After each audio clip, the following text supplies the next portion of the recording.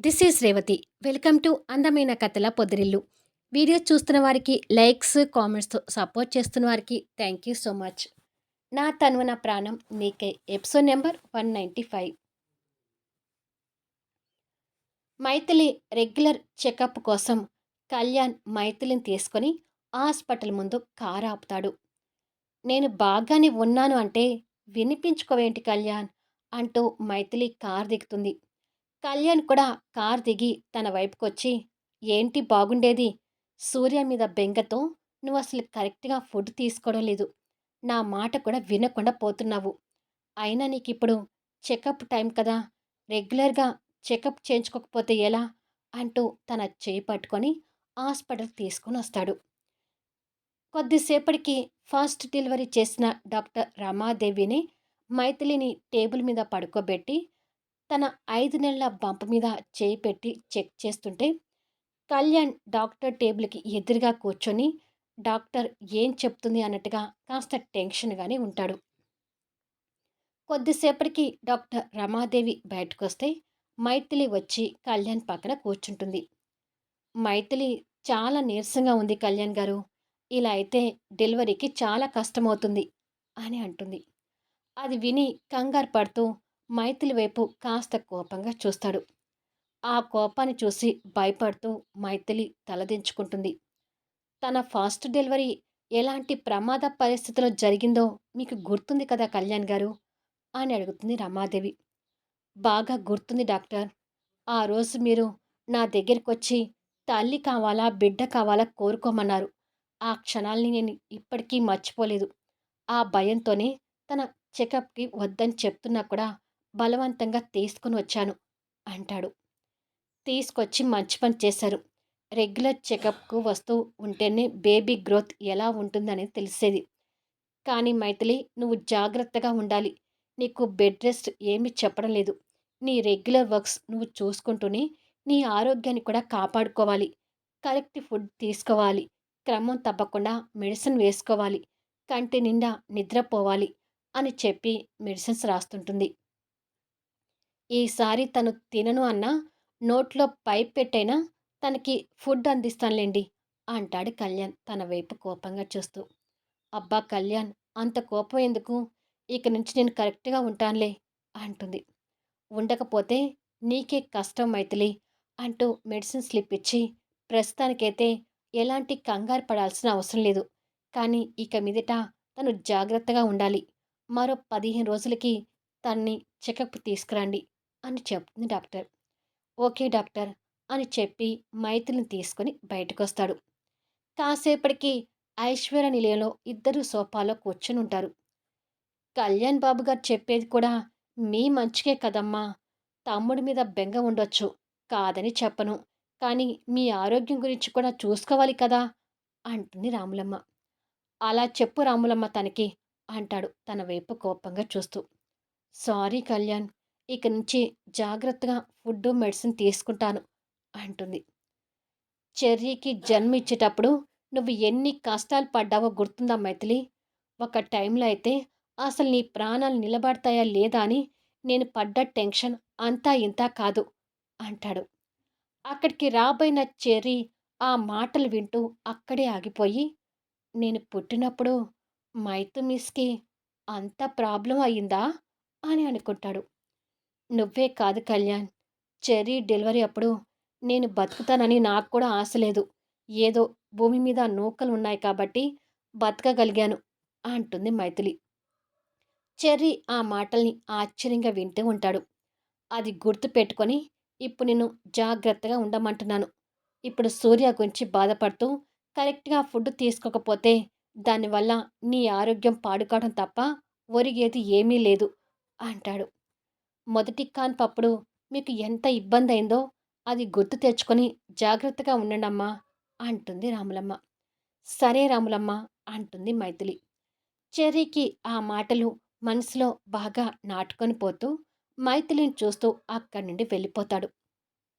ఉండండి మీకు జ్యూస్ తెచ్చి ఇస్తాను అని చెప్పి రాములమ్మ వెళ్ళిపోతుంది. పక్కన కూర్చున్న కళ్యాణ్ తన దగ్గర తీసుకొని తన నుదిటి మీద ముద్దు పెట్టుకొని ఇలాంటి టైంలో నేను బాధ పెట్టేటట్టుగా మాట్లాడాలని ఉద్దేశం కాదు ఎనిమి. నీ జాగ్రత్త కోసం చెప్తున్నాను అంటాడు. ఐ కెన్ అండర్‌స్టాండ్ అంటూ కళ్యాణ్ భుజం మీద వాలిపోతుంది. చెర్రీ రూములోకొచ్చి కూర్చొని కింద అనుకున్న మాటల్ని గుర్తు తెచ్చుకుంటూ ఉంటాడు. డోర్ బెల్ వినిపిస్తూ ఉంటే జ్యోతు జ్యోతి వెళ్ళి డోర్ తీస్తుంది. ఎదురుగా నితీష్ ఉంటాడు. లోపలికి రా నితీష్ అంటూ జ్యోతి రిసీవ్ చేసుకుంటుంది. క్రాంతిని తీసుకొని కాసేపు సరదాగా బయటికి వెళ్దామని వచ్చానాంటీ. తను ఇంట్లో ఉందా అంటూ నితీష్ లోపలికొస్తాడు. ఆ మాటలు వింటూ జగన్నాథం, విజయ్ కూడా అక్కడికి చేరుకుంటారు. ఇంట్లోనే ఉంది నితీష్. కానీ తను బయటికి అంటే అని డౌట్ పడుతుంటుంది. ఒక్కసారి అడిగి చూడండి ఆంటీ. తను వస్తానంటే నాకు సంతోషం. రాను అంటే తనిష్టం. ఇందులో బలవంతం ఏమీ లేదు అంటాడు నితీష్. ఒకసారి నువ్వెళ్ళి క్రాంతికి చెప్పు జ్యోతి. కాబోయే భార్యాభర్తలు కాబట్టి కలిసి టైం స్పెండ్ చేస్తే ఒకరి అభిప్రాయాలు మరొకరికి తెలుస్తుంటాయి అంటాడు జగన్నాథం. సరేనండి, చెప్పి చూస్తాను అని జ్యోతి పైకి వెళ్తుంది. కూర్చో నితీష్ అంటూ కాబోయే అల్లుణ్ణి కూర్చోబెడతాడు జగన్నాథం. కాఫీ తీసుకురండి అంటూ విజయ్ సర్వెంట్స్కి చెప్పి కాఫీ ఇప్పించి కూర్చొని మాట్లాడుతుంటారు. నితీష్ వచ్చి అడిగాక వెళ్ళకపోతే బాగోదేమో క్రాంతి అంటుంది జ్యోతి. ప్లీజ్ అమ్మా, నాకు బయటికి వెళ్ళాలని ఇంట్రెస్ట్ లేదు. నన్ను వదిలే అంటుంది క్రాంతి ఏదో మ్యాగజైన్ తిరిగేస్తూ. రోజూ జాబ్ చేయటం అలవాటైపోయి ఇంట్లో కూర్చొని బోరు కొడుతుందని నువ్వే చెప్పావు కదా. ఒకసారి నితీష్తో కలిసి బయటికి వెళ్ళిరా.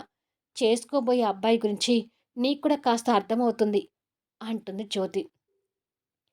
ఎంతకీ క్రాంతి రాకపోయేసరికి జగన్నాథం కాస్త అనుమానపడుతూ, విజయ్, నువ్వు నితీష్తో మాట్లాడుతూ ఉండు అని చెప్పి పైకి వెళ్తుంటాడు. నాకసలు వెళ్ళాలని లేదమ్మా, నన్ను వదిలేయ్ అని క్రాంతి చెప్తూ ఉండగా, ఇంటికి వచ్చిన మనిషితో రానని చెప్పి బాధ పెట్టడం కరెక్ట్ కాదు క్రాంతి అంటూ జగన్నాథం అక్కడికొస్తాడు. మీరు కూడా అలా అంటారేంటి నాన్నా అంటుంది క్రాంతి. నేను చెప్పేది కాస్త అర్థం చేసుకో క్రాంతి. నీ గురించి నితీష్కి పూర్తిగా తెలుసు. ఇప్పుడు నువ్వు రానంటే మనస్ఫూర్తిగా నువ్వు అతన్ని పెళ్లి చేసుకోవడం లేదని అనుమానం ఆ అబ్బాయి మనసులో పడుతుంది. దానివల్ల లేనిపోని చిరాకులు తోడవుతాయి.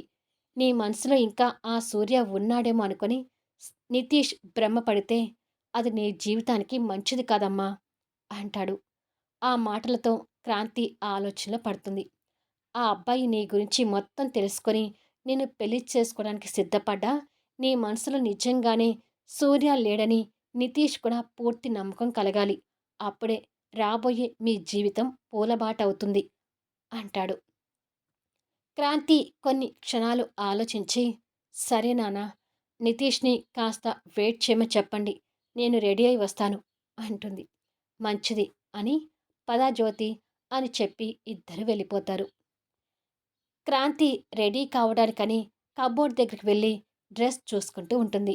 ఆ క్రమంలో తనకి ఒక చీర కంట పడుతుంది. ఆ చీరని చేతిలోకి తీసుకునేసరికి దాని మీద బ్లౌజ్ చిరిగి కనిపిస్తుంది. అది చూడగానే తన పుట్టినరోజు నాడు సూర్య తన బ్లౌజ్ వెనుక నుంచి చింపడం గుర్తొస్తుంది. ఆ మరుక్షణమే సూర్య జెస్సీతో కలిసి పడుకోవటం గుర్తొచ్చి ఒక రకమైన అసహ్య భావం సూర్య మీద కలుగుతూ చిరిగిపోయిన జాకెట్ని తీసి డస్ట్‌బిన్‌లో పడేస్తుంది. అమ్మ క్రాంతి, త్వరగా రెడీ అయ్యిరా అంటూ జగన్నాథం కేకలు వినిపిస్తుంటాయి. తన ఆలోచనకి బ్రేక్ ఇచ్చి ఒక డ్రెస్ తీసుకొని వాష్రూమ్‌లోకి వెళ్తుంది. కళ్యాణ్ సోఫాలో కూర్చొని ల్యాప్‌టాప్‌లో ఆఫీస్ వర్క్ చేసుకుంటూ ఉండగా డోర్ నాక్ వినిపిస్తుంది. డైనింగ్ టేబుల్ క్లీన్ చేస్తున్న రాములమ్మ డోర్ దగ్గరికి వెళ్ళబోతుండగా, నీ పని చూసుకో రాములమ్మ, నేను వెళ్ళి డోర్ ఓపెన్ చేస్తాను అని చెప్పి మైథిలి వెళ్ళి డోర్ ఓపెన్ చేస్తుంది. ఎదురుగా కనిపిస్తున్న భానుమతి గారిని చూసి ఆశ్చర్యపోతూ, మీరా అని అంటుంది. మీతో ఒకసారి మాట్లాడదామని వచ్చానమ్మా, లోపలికి రావచ్చా అని అడుగుతుంది భానుమతి. రండి అంటూ మైథిలి తనకి దారిస్తుంది. సోఫాలో కూర్చొని ఆ మాటలు వింటున్న కళ్యాణ్ ఎవరై ఉంటారా అని చూస్తూ ఉండగానే తను లోపలికొస్తుంది. భానుమతి గారు రావటం చూసి ఆశ్చర్యపోతుంటాడు. నమస్కారం కళ్యాణ్ అంటుంది భానుమతి చేతులు జోడించి. నమస్కారం రండి కూర్చోండి అంటూ ఎదురుగా ఉన్న సోఫా చూపిస్తాడు. భానుమతి వెళ్ళి కూర్చుంటుంది.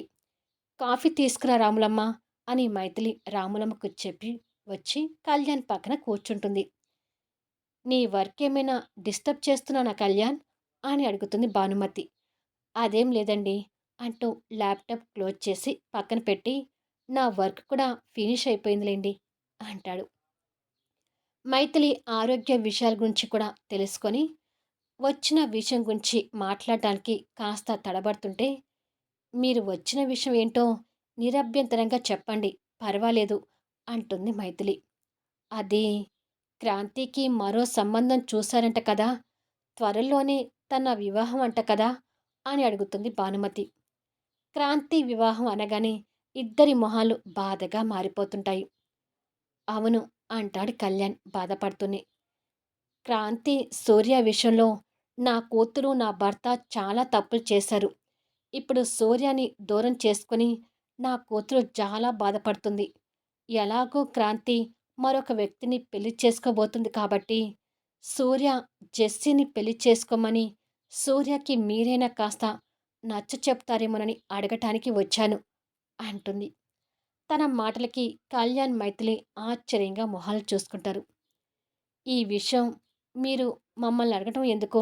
మీరే డైరెక్ట్‌గా సూర్యతో మాట్లాడవచ్చు కదా అని అడుగుతాడు కళ్యాణ్. నా కూతురు బాధ చూడలేక ఆల్రెడీ నేను సూర్యతో మాట్లాడాను కళ్యాణ్. కానీ అక్కడ నిరాశ ఎదురయ్యి మీ వరకు వచ్చాను.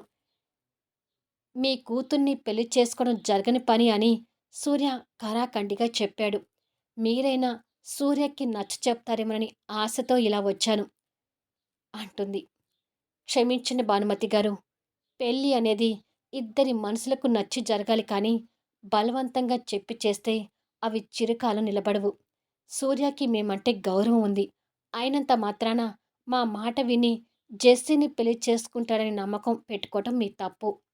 క్రాంతి పెళ్ళైపోయినా కూడా సూర్య జీవితాంతం ఒంటరిగా ఉంటాడేమో కానీ ఎట్టి పరిస్థితుల్లో కూడా జెస్సీని పెళ్లి చేసుకోడు. ఇప్పుడైనా జెస్సీని ఆ సూర్య గురించి ఆశలు వదిలేసుకోమని మీ కూతురికి చెప్పండి కానీ మీరు వచ్చి మమ్మల్ని ఇలా అడగటంలో ఎలాంటి ఉపయోగము లేదు అంటాడు కళ్యాణ్. ఈలోపు రాములమ్మ అందరికీ కాఫీలు తెచ్చిస్తూ ఉంటే కాఫీ తీసుకోండి అంటుంది మైథిలి తన వైపు చూస్తూ.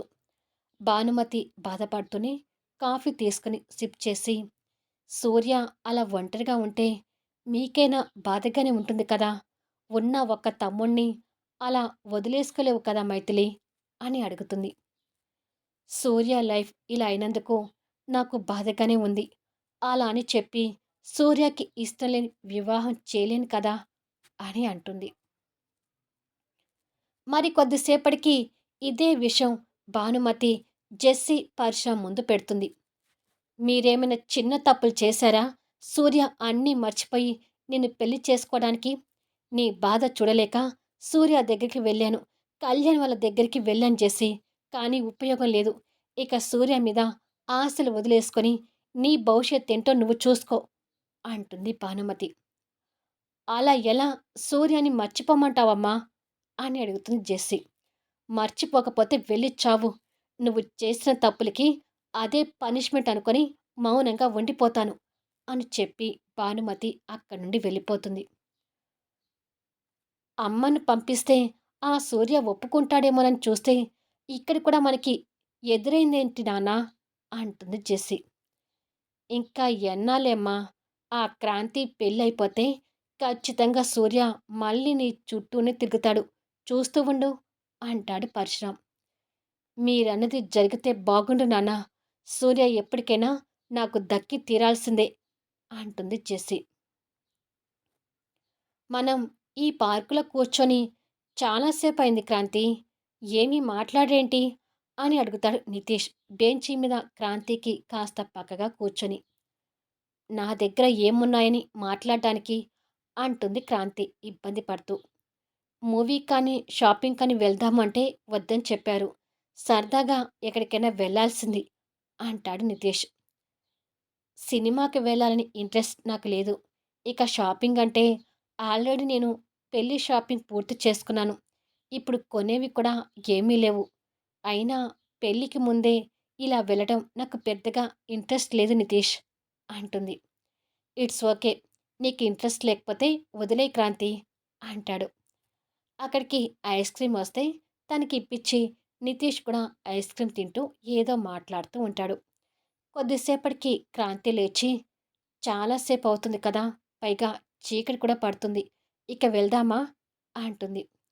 నీతో ఉంటే టైం ఇట్టే గడిచిపోయింది క్రాంతి. బహుశా నీ మీద నాకు ఏర్పడిన ఇష్టం వల్లే నాకు తెలియకుండా టైం గడిచిపోయిందనుకుంటా అంటాడు నితీష్ నవ్వుతూ. క్రాంతి పైకి ఒక చిన్న నవ్వు నవ్వి పార్క్ నుంచి బయటకొస్తుంటే తనతో కలిసి నితీష్ కూడా వస్తాడు. ఇద్దరు కారులో ఇంటికి బయలుదేరతారు. కాస్త దూరం వెళ్ళగానే కారు స్ట్రబులిస్తుంది. అప్పటికే చీకటి కూడా పడి ఉంటుంది. కారుకి ఏమైంది అని అడుగుతుంది క్రాంతి. తెలియట్లేదు. కారు స్టార్ట్ అవ్వడం లేదు. ఈ కారు నమ్ముకుంటే ఇప్పుడు ఇంటికి వెళ్ళలేము. క్యాబ్ బుక్ చేసుకుని వెళ్దాము. కార్ దిగు అంటాడు నితీష్. సరే అని చెప్పి క్రాంతి దిగుతుంది. నితీష్ దిగి క్యాబ్ కోసం చూసి క్యాబ్స్ కూడా లేవు క్రాంతి అంటాడు. ఇప్పుడెలా అంటూ క్రాంతి అట్టుగా చూస్తూ ఉండగా అదిగో ఆటో వస్తుంది నితీష్. ఆ ఆటో ఆపు ఎక్కుదాం అంటుంది. అలాగే అని చెప్పి నితీష్ చెయ్యి ఊపగానే చీకట్లో ఆటో వచ్చి ఆగుతుంది. క్రాంతి ఆటో ఎక్కబోతూ డ్రైవర్ సీట్ వైపు చూడగానే షాక్ అవుతుంది. డ్రైవర్ సీట్లో ఉన్న సూర్య కూడా తనని చూసి ఆశ్చర్యపోతున్నాడు. ఆటో ఎక్కు క్రాంతి అంటాడు నితీష్. మళ్ళీ నెక్స్ట్ వీడియోలో కలుద్దాము. క్రాంతి ఆటో ఎక్కుతుందా? మైథిలి ఫాస్ట్ డెలివరీ గురించి విన్న చెర్రీ తల్లి గొప్పతనం గురించి తెలుసుకుంటాడా? చెర్రీలో మార్పు కలగబోతుందా? అద్భుతమైన మలుపులతో ఆసక్తికరంగా సాగిపోయే కథా వీడియోస్ని మిస్ కాకుండా చూడండి. కథ నచ్చితే లైక్ చేయండి, కామెంట్ షేర్ చేయండి, సబ్స్క్రైబ్ చేసుకొని ఛానల్ షేర్ చేస్తూ సపోర్ట్ చేయండి. Thanks for లీజనింగ్.